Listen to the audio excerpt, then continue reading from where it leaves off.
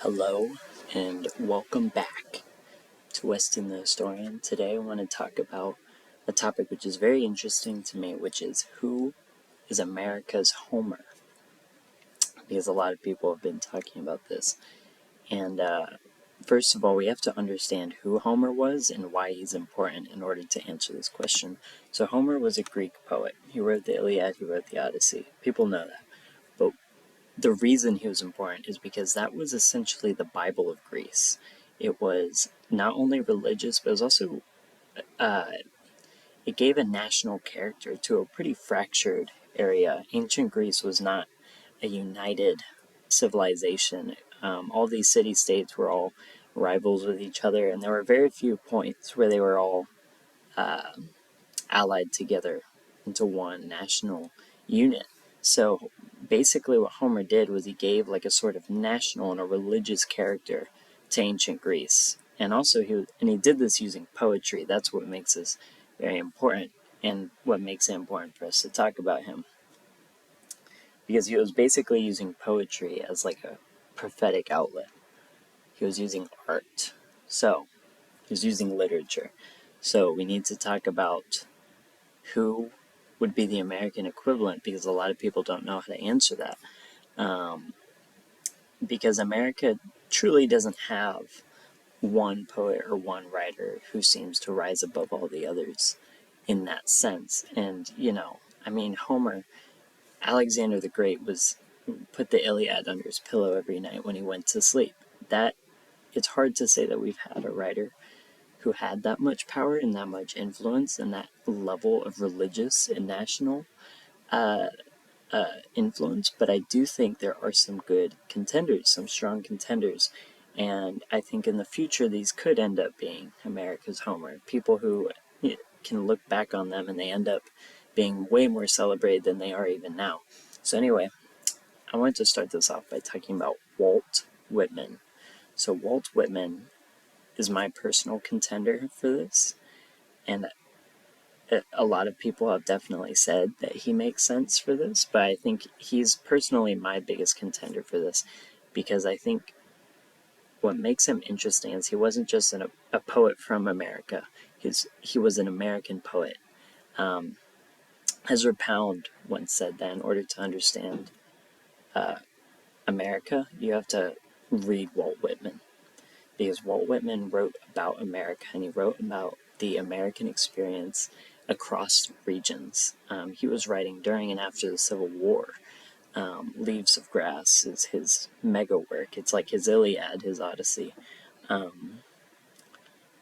But this work, it's tremendous. But he's talking about America from north to south to west, and he's talking about the common American experience, the experience of the American worker, the experience of basically the everyday American and everyone. And he was a poet, and his poetry had a profound influence on not only Americans, but poetry in general. I mean, he basically invented free-form poetry,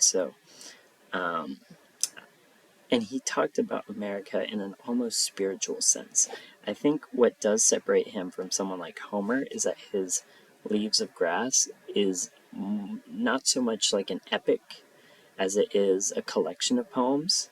Now, there is a common theme, which I think is why I'm bringing him up. There is a common theme to his poetry, which is a lot of times America, but just the common person, the common everyday person in their experience. And I think that's why he deserves to be on this list. Next up is Edgar Allan Poe.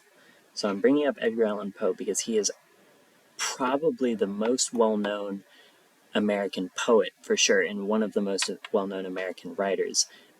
Many have argued that he more or less created the short story as a genre. He believed that, in order to write like horror and for it to be truly effective, it has to be something you can read in one sitting. So he wrote like that, and that made his poetry and his short stories very effective and very well known around America. I think the one thing that makes it hard for me to call him America's Homer is he did have a very specific niche, a very specific genre, which was horror. Most of his poetry and most of his short stories were horror, which is that's just a bit of a controversial subject matter, and I think it's hard. And he doesn't talk about America in the same way that Walt Whitman would. He doesn't talk about America the way Homer talked about Greece, so it is hard for me to say that he's America's Homer, but he is certainly one of the best American writers. Next is Mark Twain. So Mark Twain was not as well known as a poet, but he was a great writer. He was a great literary figure, and he wrote a lot of great novels, so I think he deserves to be on this list. Plus, his novels did deal with specifically American people and American experiences, so I think he absolutely deserves to be on this list. Next is Ezra Pound. So Ezra Pound was a poet who described Walt Whitman as basically America's poet.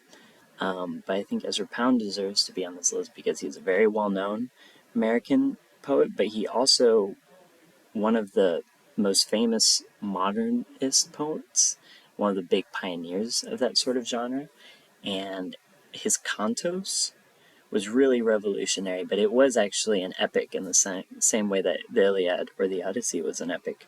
And he does deal with America, but I do think what separates him is that he did have a very anti-American stance, especially, I wouldn't even say later on. He ended up leaving for Italy, I believe right before World War II. And he did not seem to have a very positive view of America or Americans. And a lot of his poetry was actually translated versions of Chinese poets, which, that's not a fact that he was shy from. He made it very obvious that some of his poems were just translated, but that does make it a little harder for me to put him as like a top contender. But then moving on, Francis Parkman. So this is actually not really so much a literary figure as it was a historian, but his books kind of gave America a national character, and he used history as a way of giving Americans a common identity, using that as a medium, which I think is just as effective as an epic poem. So I think he absolutely also deserves to be on this list, and I think he is one of the top contenders for America's Homer, but ultimately it is a little harder to do that because he was writing history. He was writing in the genre of history, not so much like religious and national and spiritual epic and poetic epic, but I do think he deserves to be on this list.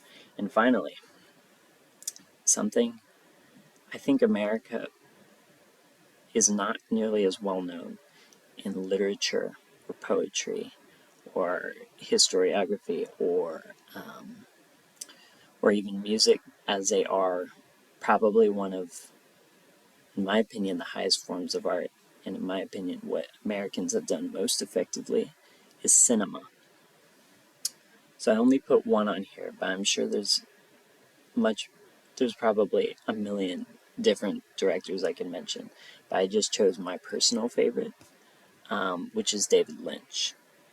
And I think specifically with Twin Peaks, and a lot of most of his movies are very Americana. Very Americana. Blue Velvet, Mulholland Drive. As I mentioned already, Twin Peaks. These are very, very, very American. They feel American. They're set in America.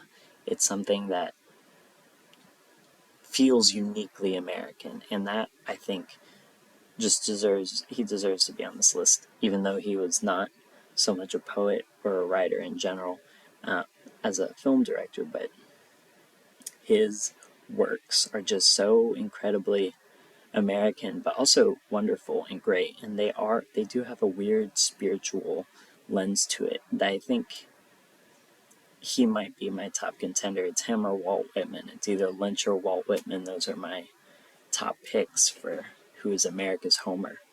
But anyway, that's all. Those are my opinions on the matter. So thank you for watching, and goodbye.